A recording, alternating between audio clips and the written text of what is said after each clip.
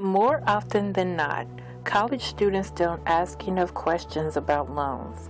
A lot of students don't understand the seriousness of taking out loans. Death is the only escape from loans. Andrea Cooper, Anthony Smith, and Kiavia Howard explain the financial literacy that they have been taught. I was taught, well, as far as financial aid and loans and different things like that, I was taught from high school and college, hearing from like Miss Street and Miss Scruggs about loan default and loans and paying it back, and if you don't, what can happen. So I have a clear understanding. I know some people listen to it, some people don't, and I'm glad I was one of those ones who do listen. Well, first, I was taught by my parents how to save, how to build your money, put it in the bank. And when I got here, I met Mr. Wynn. He also gave me a lot of tips on financial business side, and also with school and paying back your student loans. How it's important to pay back your student loans and not be in default. Financial literacy here, I've been taught about the student loans, the deferment rates, and basically how to pay for school and how to pay it back. Do you know the consequences of going into default on your loans? The consequences are being in default and being in a financial crisis per se. I do know that your credit score can be lowered. It can jeopardize your chances of getting more money. If you need to take more money back, if you need to take any more loans out, it could jeopardize, your chances because of you not paying them back or not having a consistent payment rate. Um, I know that it can count against me as far as getting things in the future like cars and houses and different things like that. So I do have a understanding that I need to pay back my loans. Brock Talley and Dr. Vita May share how borrowers can avoid loan default. You can avoid loan default by staying abreast of what you owe, who you owe, when payments are due. Even if you have a high balance that you can't afford to pay every month, or you can't afford the monthly payments, contact your borrower, and discuss them loan repayment options. However, I would suggest staying on top of it and trying to send some money every month. If you can't pay the entire balance, try to send some money every month, just so you can stay abreast of it, because that affects your credit, which affects your ability to purchase a home, to get other loans, things of that nature. I think that a borrower could avoid default by paying their loans on time and being persistent in that effort. I think they need to make arrangements with their loan agents so that they can, make arrangements for if they need to pay on time, that they have that arranged early on so that they don't get into default. Robert Williams and Carolyn Hyman explains the cohort default rate and retention. Okay, CDR being the cohort default rate, let me give a little bit of background. The cohort default rate is important because, like I said, it does measure that fiscal responsibility. And the Department of Education is kind of looking at these figures more closely.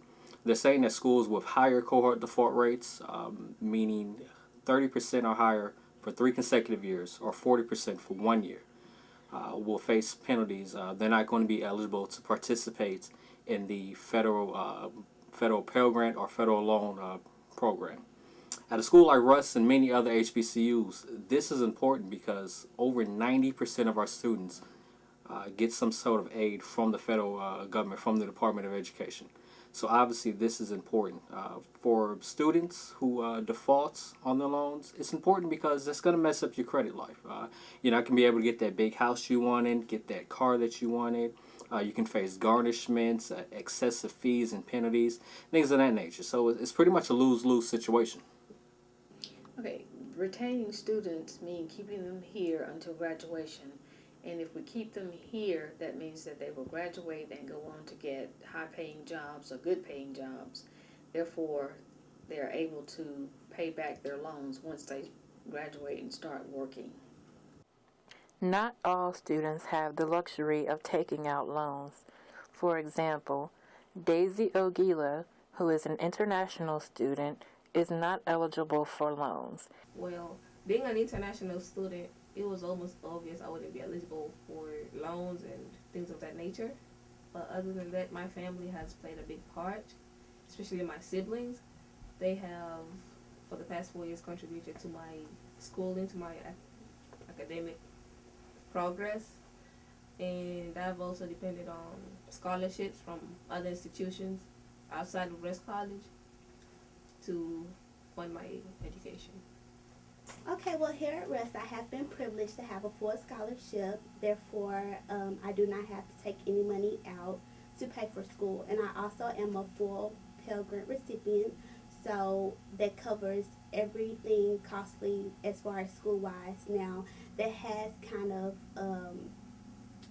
been an issue because since I don't get a refund check or anything like that, I don't have any extra money to spend on, daily costings such as food, groceries, or things for my room.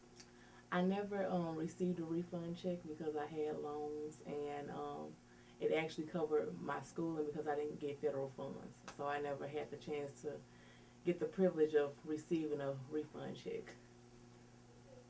I paid for the rest of my college expense was financial aid, whatever financial aid didn't cover, and so I can be able to pay back my student loans. I borrowed $2,500 a semester. I took out loans for my master's degree and for my bachelor's degree both. Currently working on my PhD where I'm taking out loans there also. But I feel like if I had not have had those loans, then I would not have these degrees. I had to have them. So for me, it was an ends to a means. It's an investment. And I think that's the thing you have to think about within a loan, is that it's an investment. I'm banking that by me going to college, I'll be able to make enough money to pay my loans back and to be able to make enough money to live comfortably. However, if I did not take those loans out, I wouldn't be able to live comfortably. So it's an investment. I think it's something you have to do if you don't have wealthy parents or if you don't have scholarships. So the other side of that is to try to keep your grades high. Try to take out as many scholarships as you can. Brock Talley and Ashley Coleman wanted to share with us how they spent their refunds and, in hindsight, the better decisions they could have made. For living expenses, my refund check was used for living expenses. So some of it I used to pay my cell phone bill. Sometimes I sent money home to my parents to help with them. I have 3 nephews. Sometimes I was buy them little things, just depending on the time of the year. If I got my refund check before Christmas, I'm saving some of it for going on Christmas vacation. Some of it I went to Christmas gifts. Some of it I blew. I use it on shopping and eating out, shoes, and parties, everything. And books. I bought some books because our books wasn't included, so I did do that. We'll be right back after this message.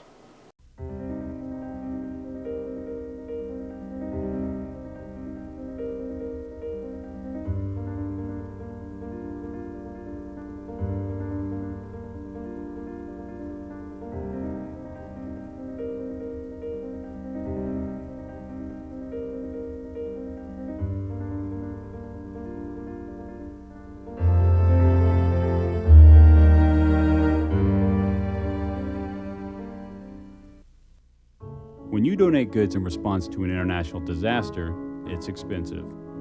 They have to cross the sea, pass through customs, be inspected, sorted, then finally delivered. And often they arrive too late to help, making your good intentions feel a little empty. There is a better way. Cash donations are fast, simple, and allow professional relief workers to purchase supplies close at hand. Cash is best. Learn more at CIDI.org. Welcome back to Know Before You Owe. Dr. Vita Mays, Helen Street, and other Rustites shares advice about loans to other students. I think the advice I would give students regarding that is that there are so many scholarships available to students. There's scholarships, there are grants, there are there's work study. There are so many options for students to get money or funding for school rather than taking out a loan. I understand the need to take out a loan, but you know, a lot of money goes back or is not spent because students aren't willing to, maybe not willing, they may not know that there are scholarships available. And there are scholarships and there are grants available through federal, state, and even your local agencies. But I think students need to be tenacious in their efforts and persistent in those efforts to apply for those scholarships, because there's so much money out there that's available for them. And so if you don't apply, you can't get a loan. Get a grant, but they need to apply for it and apply for as many grants as they can. Students may apply for scholarships, grants, work study. There are many scholarship opportunities available to help a student. They only need to apply. My advice to you is to take advantage of scholarship opportunities. Always look out, go online, go to your counselors or anybody in the financial aid service and apply for those things. And if you do have to take out loan, try to do the minimum amount, or if you're not able to pay it all and have to go for a full loan, please take advantage of doing your payments on time. And always make sure that you let people know if you have any issues, because they can help you and assist you. Be very careful about your student loans. I think that going to college is an investment. So some student loans you may have to take. However, take enough student loans to pay for your bills, but being realistic, you need somebody to live off of also. But I wouldn't take an excess amount of money. If you get a small refund check, maybe $750 or $1,000, take that money and budget it for the rest of the semester to live off of.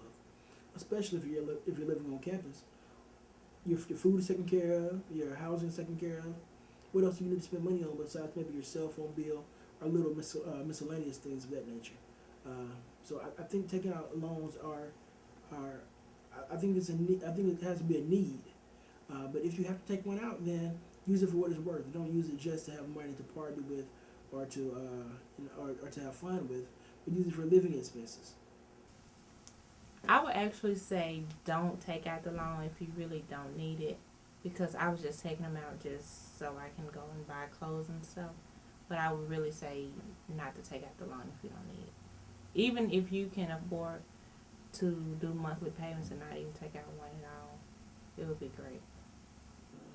Advice that I would give to students who are borrowing for school would be to only borrow what you need. Sometimes students do extend themselves a little bit and take out more than what they need in order to get a huge refund. But my advice to students would be to only borrow what you need. Well, I would actually point to Mr. Williams, since she knows a lot more about the loans, but I would just encourage them to pay it back if they can take out, not to take out a lot, but they won't have to pay back a lot, and not to put their own self in debt. But I'll refer them to Mr. Williams, since she's a professional and he knows the objectives of paying back student loans. I would say, I know refund checks are, they're great because at the time you receive the money, but in the end, when you have to pay the money back, that's not the fun part. Being an admissions counselor, I talk to students about receiving loans and choosing a school that's expensive and a school that's not very expensive. So with Russ not being very expensive and I still had loans, I didn't have a lot of money in loans, but at the same time, it's not fun paying back money to something that you don't want to pay back to. Describe your experience with your loan provider. I haven't had any problems. I know when I first started, I kind of got confused once I graduated. They put me with a different servicer, so it kind of confused me. But I haven't had any problems. Whenever I call and have a question, they answer the question for me. When I asked about with me going back to grad school and wanting to pay little payments here and there, they understood. But the service I go through now, they're very understanding. They are really helpful and they are timely. They'll tell you that they're gonna fax something, they fax it right then and you fax it back. So they are really helpful and they help you. And I think that they understand that people need help making payments and stuff.